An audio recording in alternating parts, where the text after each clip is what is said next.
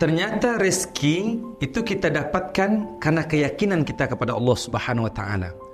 Jangan kita merasakan dengan kita bisa berbuat segala-galanya, kita susun dengan manajemen yang bagus, kemudian kita bisa mendapatkan rezeki yang hebat. Tidak. Ternyata kekuatan rezeki itu bagaimana keyakinan kita dan ketergantungan kita dengan Allah Subhanahu wa taala, baru Allah berikan rezeki.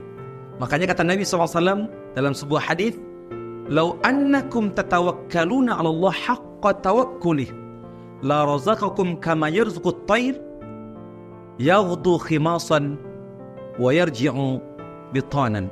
Rawahu At-Tirmidzi, hadis hasan. Kata Nabi SAW, kalau seandainya kamu betul-betul bertawakal kepada Allah Subhanahu wa taala, bergantung kepada Allah Subhanahu wa taala, seperti mana burung yang bertawakal kepada Allah Subhanahu wa taala ketika dia keluar dengan perut yang kosong dan dia balik ketika di sore hari dia perutnya penuh dan temboloknya penuh. Padahal ketika keluar burung itu, coba lihat, memang Masya Allah, dia nggak tahu di mana dia akan mencari rezeki, di mana dia akan mendapatkan makanan, tapi dia yakin bahwa Allah telah menentukan untuknya hari itu rezekinya. Dia yakin kepada Allah Subhanahu wa taala, maka dia mendapatkan rezeki Allah Subhanahu wa taala. Ada juga sebuah ungkapan, jangan kamu terlalu terburu-buru untuk mencari rezeki, sebab kamu sudah ditentukan oleh Allah rezekimu. Makanya orang kalau terburu-buru mencari rezeki, dia tidak mendapatkan rezeki seperti mana yang Allah berikan kepadanya. Ternyata rezeki itu bukan sesuatu yang kamu pikirkan, bukan sesuatu yang kamu rasakan ingin mendapatkannya. Tidak. Rezeki itu tidak sesuai dengan logika. Allah sendiri menyatakan, "Alam tara anna Allah yabsutur rizqa liman yasha wa yaqdir, inna fi dzalika laayatin liqaumin yu'minun." Apakah kamu tidak memperhatikan bahwa yang menyempitkan rezeki, yang meluaskan rezeki Allah Subhanahu wa taala? Dan penyempitan rezeki, perluasan rezeki itu tanda-tanda kebesaran Allah bagi siapa? Bagi orang yang yakin dengan Allah Subhanahu wa taala. Coba kalau kita lihat Makkah Madinah. Makkah Madinah itu dia bahkan orang-orang Arab dia kerjanya kadang-kadang, coba lihat, jam 9 masuk, kadang-kadang jam 10 belum kerja. Jam 11 baru kerja, udah minum kopi lagi.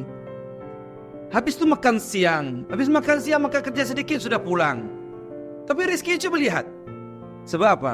Sebab dia betul-betul bahwa dia yakin bahwa yang memberikan rezeki itu Allah Subhanahu wa taala. Makanya ketika Allah memanggil di Makkah Madinah, coba dia, Allah memanggil, dia tinggalkan segala-galanya. Dia terus menuju Allah Subhanahu wa taala. Berbeda dengan di Indonesia, Malaysia, belum subuh lagi sudah keluar mencari rezeki. Subuh ditinggalkan, sholat subuh ditinggalkan, kadang-kadang zuhur nggak tahu di mana, asar sudah kecapean, malam sudah tertidur, sehingga dan tidak kaya-kaya juga. Tapi Makkah Madinah coba lihat, dia salat saja, bahkan hebatnya lagi di Makkah Madinah itu, bahkan polisi pun mengutamakan orang yang salat berbanding orang bisnis yang tiap hari dengan mobil mewahnya. Dia mampu menunggu, sebab apa? Menunggu orang yang datang menuju Allah Subhanahu wa taala.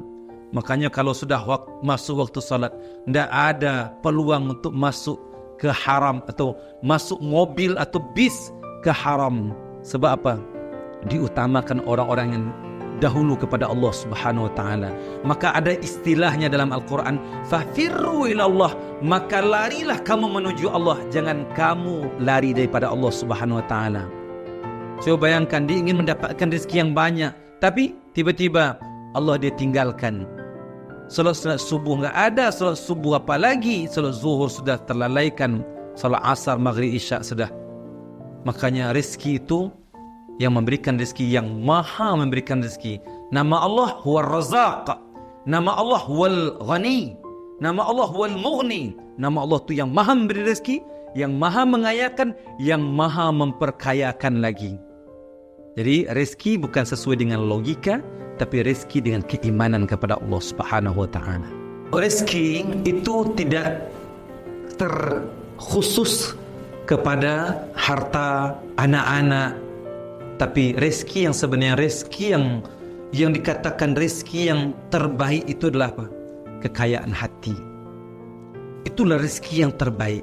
Sebab Nabi SAW mengatakan, laisal ghina an kathratil arad walakinal ghina ghina nafas.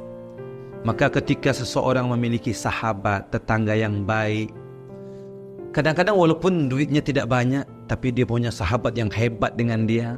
Dia bisa minum kopi, dia bisa berbicara tentang dunia, berbicara tentang apa saja, bahkan sampai kepada alam akhirat dia berbicara dengan meminum secangkir kopi, ya, tapi hatinya gembira. Itulah kekayaan yang sebenarnya.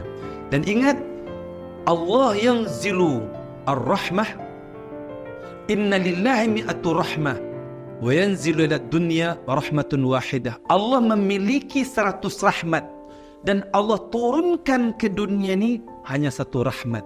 Dan rahmat ini semuanya rezeki jodoh, rezeki keuangan, rezeki keluarga, rezeki harta, rezeki hobi, rezeki apa saja, itu terkumpul dengan satu perkataan rahmat. Makanya semua rezeki yang dikatakan rahmat itu terkandung di mana? Dalam Al-Quran. Itu Allah katakan kepada Al-Quran itu sendiri rahmat. Maknanya apa? Kalau orang ingin mendapatkan kesemua rezeki itu, dekatlah dengan rahmat Allah, itu dah dekatlah dengan Al-Quran. Ingat, Abdurrahman ibn Auf, Uthman ibn Affan, Talha bin Ubaidillah, Zubair ibn Awam, ke seluruh sahabat Nabi yang bilioner ini, dia senantiasa dekat dengan Al-Quran. Sebab kalau sudah dekat dengan Al-Quran, keseluruhan rezeki dia akan dapatkan. Bahwa kata Nabi SAW, nanti di surga tidak ada seorang pun yang mengatasi ahli Al-Quran. Maknanya apa? Keseluruhan rezeki-rezeki itu adalah Al-Quran. Itu intinya. Tapi kadang-kadang orang sekarang, pembisnis sekarang, dia kadang-kadang dia mencari rezeki, tapi dia jauh daripada rahmat itu sendiri. Perkataan rahmat itu sendiri, itu perkataan keseluruhan rezeki itu Al-Quran. Uthman ibn Affan bilioner, Abdurrahman ibn Auf bilioner. Uthman ibn Affan itu sendiri pun meninggal dengan Al-Quran. Wa nunazzilu minal Quran wa nunazzilu minal Quran ma huwa shifaa wa rahmatul lil mu'minin. Dan kami turunkan Al-Quran itu rahmat dan kasih sayang Allah bagi orang yang beriman. Maknanya apa? Keseluruhan kata-kata rezeki itu terkumpul dalam perkataan rahmat, dan Allah sendiri menggelar rahmat itu dengan apa? Dengan gelaran Al-Quran. Intinya apa? Seluruh rezeki itu tidak akan kita dapatkan melainkan kalau kita dekat dengan Al-Quran. Kata Nabi SAW, orang mendengarkan Al-Quran saja sudah sama pahalanya dengan orang yang membaca Al-Quran. Coba bayangkan, di antara para sahabat-sahabat Nabi itu, dia mau duduk untuk mendengarkan Al-Quran saja. Untuk mendengarkan Al-Quran saja. Ya, dulu para sahabat itu lebih sibuk dengan Al-Quran berbanding dunia. Allah berikan dunia kepada para sahabat. Sekarang orang sibuk dengan dunia, meninggalkan Al-Quran, dia tidak mendapatkan dunia. Itulah hakikatnya. Sehingga ada satu ungkapan yang sangat terkenal di kalangan para sahabat, a'azzanallahu bil Islam wa a'azzal Islamu bina. Kami kaya karena Islam, dan karena kami kaya, Islam jadi mulia. Itulah hakikatnya. Para sahabat dulu kaya, tapi ingat, mereka dengan Al-Quran begitu hebat. Sekarang orang sibuk dengan dunia, tapi Al-Quran ditinggalkannya. Maka kehebatan dia tidak akan dapatkan. Makanya kata Nabi SAW, yarfa'ullahu bihadzal kitab aqwaman wa yada'ul akharin. Allah muliakan dengan kitab Al-Quran ini beberapa kaum, karena dia dekat dengan Al-Quran, memuliakan Al-Quran. Tapi Allah hinakan sebagian kaum sebab dia berpaling daripada Al-Quran. Inilah hakikat sebenarnya rahmat Allah. Rezeki Allah yang sebenarnya adalah Al-Quran.